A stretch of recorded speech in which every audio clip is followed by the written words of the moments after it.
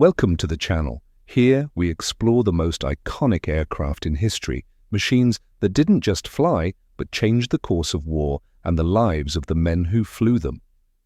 If you enjoy real stories from the skies of World War II and beyond, subscribe and join us for more remarkable journeys into aviation history. Today we turn our focus to one of the most powerful and enduring fighters of the Second World War, a machine feared by the enemy and loved by its pilots. This is the story of the Republic, P-47 Thunderbolt. The P-47 Thunderbolt was not designed to be graceful. It was designed to survive.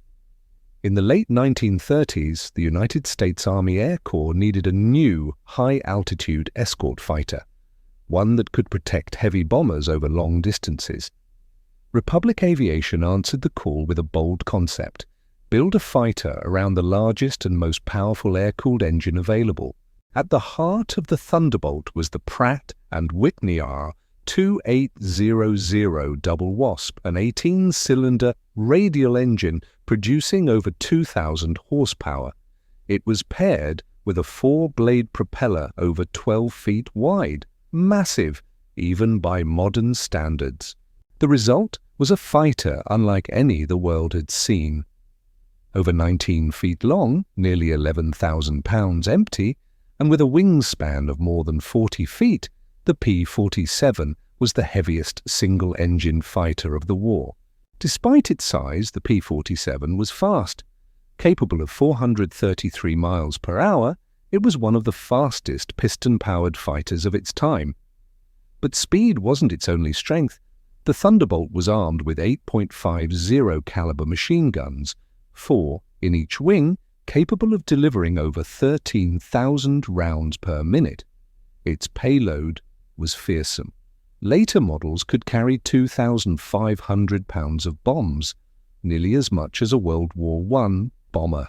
More importantly, the P-47 was incredibly tough. Its thick armor, self-sealing fuel tanks, and rugged airframe allowed it to absorb extreme punishment and still bring its pilot home. Stories of jugs returning with massive battle damage, engines failing, wings shredded, even parts of the tail missing, were not uncommon.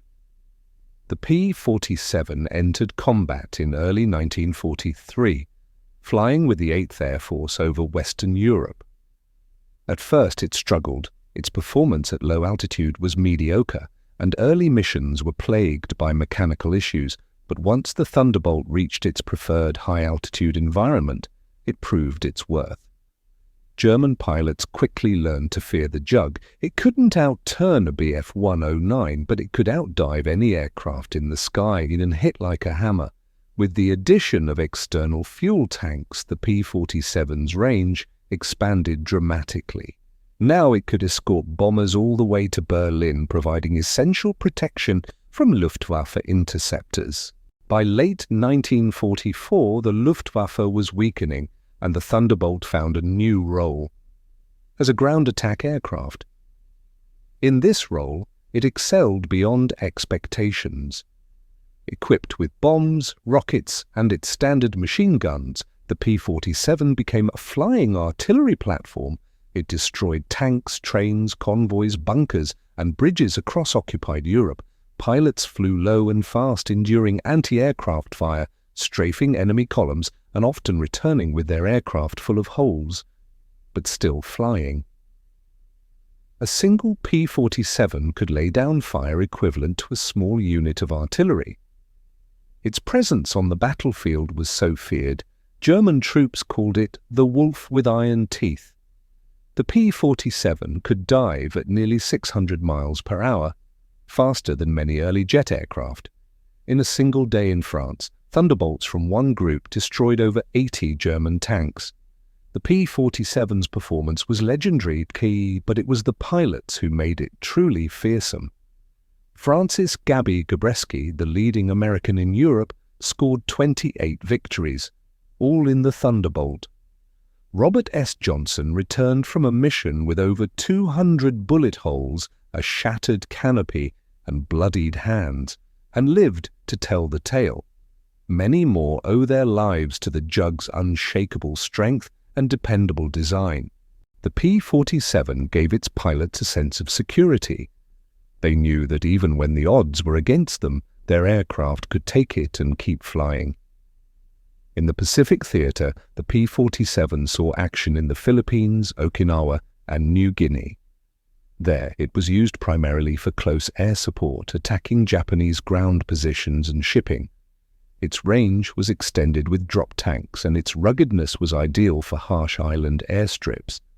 Thunderbolts flew thousands of missions, supporting infantry assaults, clearing enemy fortifications, and disrupting supply lines. By war's end, over 15,600 P-47s had been built.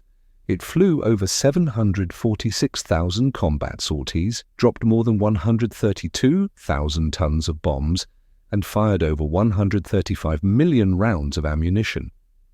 One of the most incredible stories of the P-47's toughness came from pilot Robert S. Johnson.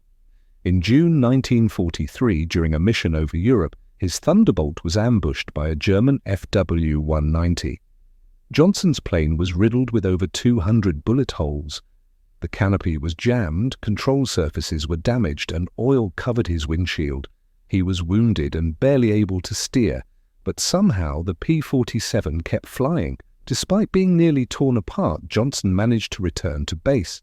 The plane refused to go down, and it saved his life. That day, the legend of the Thunderbolt's durability was born. It was credited with over 7,000 air-to-air kills and thousands more destroyed on the ground. Its kill-loss ratio was nearly 2-to-1 in the air, and even higher in ground attack missions. After World War II, the P-47 remained in service with France, Brazil, Mexico, Turkey, and others well into the 1950s. It trained pilots, fought in regional conflicts, and served with pride long after the war was over. But with the rise of jet aircraft, the Thunderbolt's time came to an end. Still, its legacy remains. Today, a handful of restored P-47s still fly at air shows, their massive radial engines roaring, their fuselages gleaming under the sun. They are living reminders of a time when power, protection, and firepower came together in one unforgettable aircraft, the Republic P-47. Thunderbolt was never the prettiest aircraft. It wasn't elegant, and it didn't make headlines like the Mustang or Spitfire, but it was strong, loyal, and unbreakable. A guardian of bombers, a terror to ground forces, and a friend to the men who flew it. It wasn't just a machine, it was a warrior, and it earned its place in history, not through style, but through strength. If you enjoyed this story, be sure to like, subscribe, and share it with others who love history and aviation, and in the comments tell us, which World War II aircraft should we cover next?